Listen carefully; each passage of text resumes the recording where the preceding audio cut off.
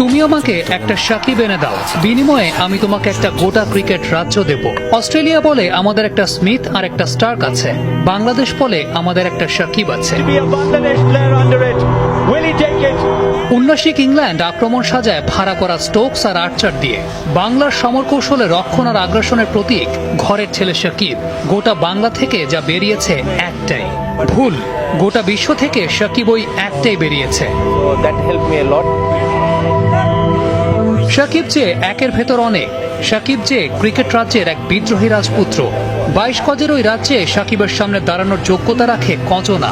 কজনা সাহস পায় সাকিবের ওই রক্তচক্ষুকে চ্যালেঞ্জ দিতে। বনবাসে যাওয়ার আগে কে পেরেছে সাকিবের রাজ্যে হানা দিতে? কজনের সামর্থ্য হয়েছে গত এক দশকে রঙিন পোশাকে সাকিবকে ছুঁয়ে দেখতে। কেউই পারেনি, কারো সামর্থ্য হয়নি, কারণ সুপারহিরোরা সাধারণের কাতারে নামে না।